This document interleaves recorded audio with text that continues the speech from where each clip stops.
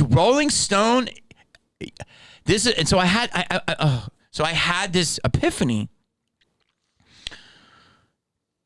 And it's that I was walking down. I was with my Kyle the other night. We're walking from our gig, and I'm like, bro, the sound of freedom is coming up so much on social media, and it's not. I'm not even looking for it. And in spite of all this stuff, being maligned, I said, the genie's out of the bottle. The geyser's too big. And I go, if this sickness and this pure evil is as true as this movie is stating, because I know there is truth to it, but if it, all of the darkest, what people consider craziest conspiracies, if they are true, I said, you will never see me in another Hollywood production. I won't. I can't. I can't be a part of it. I will be so beyond disgustingly devastated. And I said, all I will do is travel the world and try to fucking talk about it and be truthful and like be a comedian and talk about it. Because even me, 35 years in the game, 34. And this stuff that they're saying, and we all know, we can hint at it without the way. But I feel there's a real hunger for it.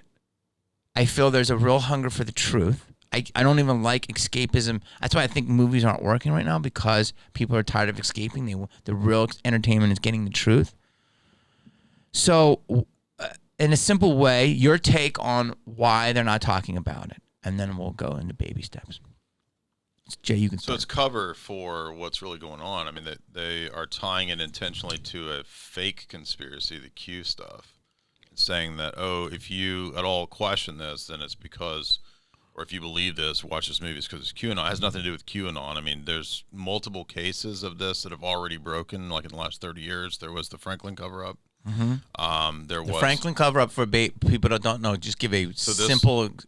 This was a big scandal in Nebraska that involved Boys Town, the Catholic entity that the Bush White House was bringing in call boys. Basically, it came out like in the early 80s of the Bush White House. There was the Finders, which was a CIA-run cult that was basically trafficking kids. That came out in the 80s, early 90s. It was just declassified a few years ago. So, there's Jeff Stein McEffrey, right? There's, what I'm talking about. Oh, perfect. Yeah, right. So perfect. Everybody knows about this, and it's all out there, but it's like, oh, no, if you talk about it, even though it's all public in all these cases, you're a crazy conspiracy, not part of QAnon. QAnon was a fake conspiracy anyway, so. Jamie? Well, they're doing exactly what you said. They're dismissing it by calling it conspiracy. And anybody who... But you just said it's a true story. Mm-hmm. So, and that's what he does so well, is he lectures through the globalist books. And so they're not like woo-woo conspiracy, tying weird threads together that don't belong. They're written by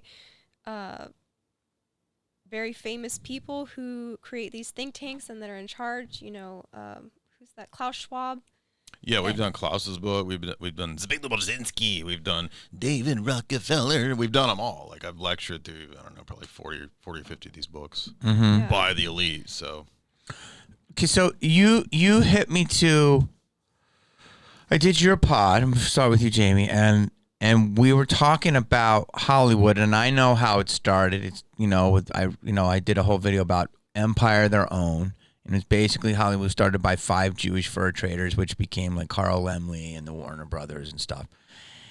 And you went much deeper than I did, and you talked about how it's based on Babylonian principles. So I wanted you to talk about what Babylon was, and actually how the most recent movie Babylon was kind of a thing. Yeah, exactly. So what you're seeing when you watch a movie is the culmination of history, in that plays and the origin of drama and theater were started by mystery schools who were trying to invoke gods and goddesses into themselves. Like original plays. Yeah. You're saying like being on a stage in the ancient times. Right. Well, Okay. for instance, okay, the very first city in Mesopotamia, Uruk, had a goddess named Inanna, and her priestess would have to have a public sex ritual with the king, who represented Dumuzi, another god of vegetation. And this was the Public sex ritual? yeah. Okay. It was the sacred marriage of Inanna and Dumuzi, and everybody was invited to watch this and partake in the feast and revelry. And so it was like a festival, a New Year's festival. Okay. Where these two people would have sex Yeah, publicly. yes. Got it.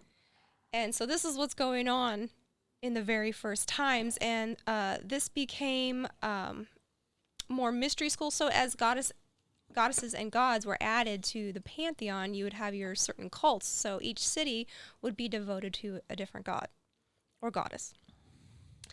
And these cults became, the priesthoods of them became what's called mystery schools. Mm-hmm.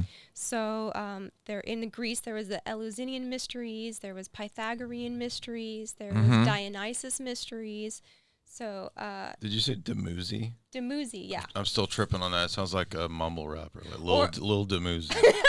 Or Tammuz, like in the Bible when they say don't weep for Tammuz, so that's a pagan. Lil Tammuz. Yeah. Yes. Mumble rap. Don't wait for little Tammuz. Because he was a vegetation god, so he died I and see. came back again the next day. So Persephone and Ceres, that's another mystery school. Got it. Now you're getting really too smart too quickly. Sorry. Let's go. I'm going to comment on as you say stuff though, Okay. because there's this woman that I kind of might interview. She doesn't know it yet, but her talks came up a lot, and it's kind of fascinating. I want to get your take on that, and then I want to go into the Babylon of Hollywood. She's she practices sex magic. hmm So who is the authority on that? You or her? Sting. Ah! Sting? Well, this is all, so- everything that was in my talk at our show. okay. So let me hear, because she basically says this. She does. I'm gonna maybe have her on, but she basically has these like group Zooms, and I don't know what people do. And It's on Zoom. It's not in person. I don't know. Maybe it is, and Crazy. it's basically like, hey, whatever sex magic is, I don't know. Uh-huh. Basically, that's a power to it that you can get things. Yeah. Explain that to the average listener here. Well, I do another short talk at some live events about witchcraft, and what I've learned. I mean, we've studied Kabbalah, Hermetics, Thelema, OTO, Rosicrucian, Go- any kind of mysticism. Yeah, I know. 30, know. 32 flavors of all that. Masonry. Yeah. I've been to more Masonic temples than most Masons. Yeah. So what I have boiled down and crystallized into something easy to understand is all magic is inherently sexual. You can put all the trappings around it that you want. You can put all of the spells and the calling on the angels and enacting your true will on the planet, but all of these things boils down to sex magic. And what does that mean? So the generative principle, right? That's kind of all the ancient pagan religions all really focus their worship on the generative principle, the principle that gives life. So the idea then is that, well, the phallus and the vagina become kind of the preeminent divine symbols. And so all of the ancient pagan religions pretty much have that as their dogma, I guess you could say. And in modern times, Crowley's really the main figure of popularizing sex magic. And so the idea is that you can focus your intention and your will in the sexual act to channel that orgasmic energy, right, to achieve whatever effects you want. So it's like, So let's keep it simple. I want a Prius. you better get to humping, right? Or I'm going to hump my way You're to gonna a hump Prius. to a Prius. Or you could just do it by yourself and think of a I Prius. like that you didn't go for Mercedes. No, I You were kept just it simple. I'm not going to hump that far. You don't need a partner for a Prius. You do it by yourself. So you're Just be saying, alone for that. so I make sure my genitalia is up to snuff, and they take a picture of a Prius. Yes. This, That but might this be- is yeah. this Yeah. is generally what you're saying. This is Yeah. a real Yeah, thing. yeah. And this is what we talk about. I think maybe like Beyonce and Jay-Z. Jesus Go ahead. I'm gonna have to edit that, girl. Oh. So some artists in the industry, There you go. we have identified Dropping through signs names. and symbols that they are probably doing these OTO rituals, and they embody They're what things- rituals? Go slow. OT. OTO, Ordo Templi Orientis. All right. Now you're gonna you're much Okay. too Berkeley. Let's dumb it down. Sorry. Dumb it down. It's a sex magic club that was started by Aleister Crowley. A lot of famous people are in it, including L. Ron Hubbard of Scientology. Yeah, that's gonna get me in trouble. Go ahead. But I got it. Um, I've heard this. I've heard that those two things aren't that far. Just say some of Away. the cults and the famous people. Some of the cults Okay. and things. You could say it and I'll bleep it. okay. Elron. I know. I basically heard that Alistair was this guy, and one of his people was Elron, and then Elron. That's what I've heard this, and people think Scientology is one thing, but it's got its hands in Satanism. His son, Elron Jr., Mm-hmm. gave a interview to Penthouse magazine in like 1984 saying that Scientology is black magic done over a long period of time. Meaning, Meaning they just they took the principles and applied them in like a confessee, like because you have to confess to your handler type of person, you know, to be clear and all that. okay. So let's keep it simple. You can say whatever you want. I'll work around it. Don't be scared. okay. So sex magic is real, meaning, okay, is it evil or can it be good? Well, sex in itself is not evil; it's a sacrament. Okay. We would say, yeah, we think it's a sacrament. Yeah. Yeah, But is it's a it- holy thing? So can it be holy with 3 people and a bottle of Cuervo? No, That's not holy. no. Okay. So, So how we describe it is sex is like a fire, and you want to keep it in the fireplace, or in the fire plate. You know, it can be destructive or it can be creative in so the right place. what is the whole essence of sex? What is the whole reason it exists?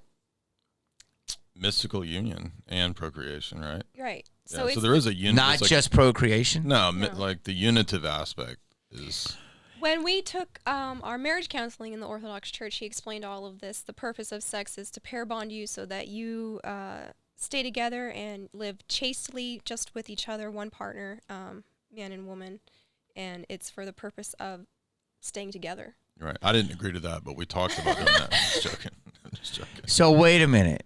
So having an open marriage would be considered not using sex properly. No. Okay, for either partner. Right. So would you say that the world is over saturated in evil sex? Yes. I agree. Yeah. The world is a vampire. Yeah, Jay's gonna do jokes. well, We're they- deep they- in this. I'll do the They goddamn weaponize- jokes. Okay, I'm sorry. Jesus, let's be fun.